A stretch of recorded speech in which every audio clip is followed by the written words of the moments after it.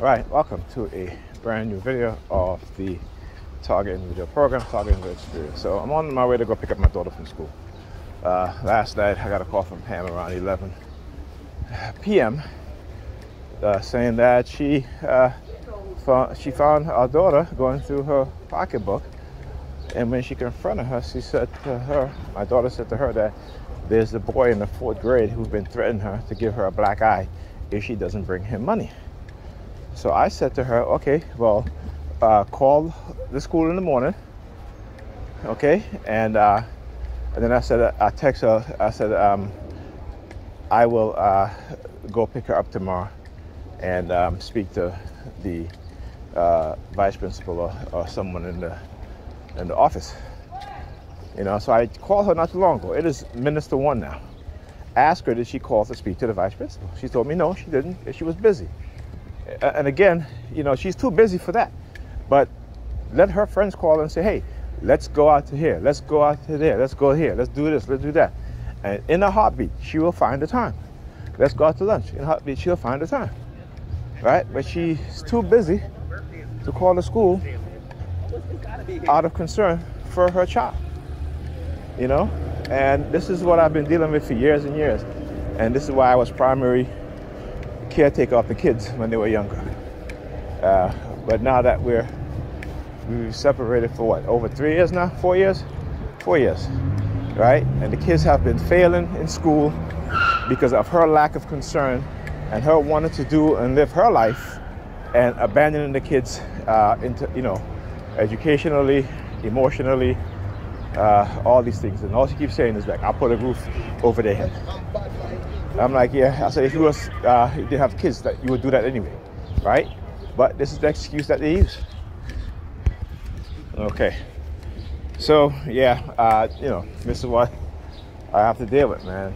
And again, you know, I figure, you know what, I'm gonna pick up from school a few days out of the week, even though she can, you know, go to the boys and girls.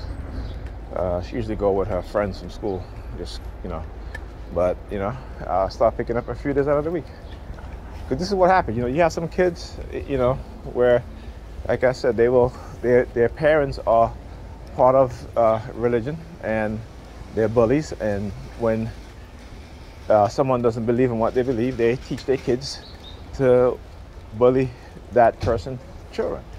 Or they themselves, as parents, will start bullying the adults who don't believe what they believe.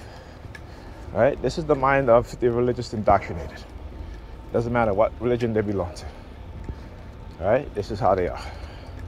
Religion has totally corrupted, these versions of religion has totally corrupted the minds of the masses of people.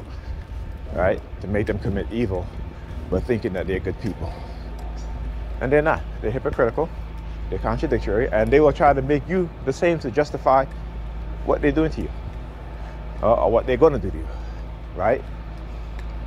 Because with them, they're always on some righteous cause. But their righteous cause is based off of evil, based off of against, you know, what they claim they believe in, right? And, you know, nobody knows, well, I shouldn't say nobody, but, you know, I know better because, you know, as most people who become non-believers, you know, we become non-believers based on the fact that we found out the truth, and also our observation of those who say that, those who preach one thing and do something else. And I always say, as a black person, you know, when I start to look at the images of black men and women being lynched, black women have their hanged and have their stomach cut open as their unborn fetus, you know, dangling from their, you know, cut open belly, surrounded by people who call themselves Christians with their children. Okay, they call themselves children. Okay, so what you start to see here now, again, they start to run this theme that, you know, when I start to see people in wheelchairs show up like that, and the way that it's being done is, and they walk over and look at the garbage can right there, is that, you know, I get my disability, right? So they're trying to make it so that, what, only people in the wheelchair can have disability? Okay, well, really? Remember, they're the ones that set the criteria, right? And suddenly she's sticking his tongue out and, you know, trying to send these subliminal threats, right? These sort of threats. You see the U-turn? Look at them, look at them. Look at how they all move together. As soon as the gray silver vehicle making the U-turn, like pinching his nose. Right? So I want you to understand how they can weaponize people against an individual. You know, I always say this, you gotta think broader and think wider. Right? You see who is moving the pieces on the board, right? And you know, just look at the history of the CIA, the FBI, the racist police department, right? And I just watched actually read a article of a New York man who, because the cops had a grudge against him, literally set him up for murder. Okay?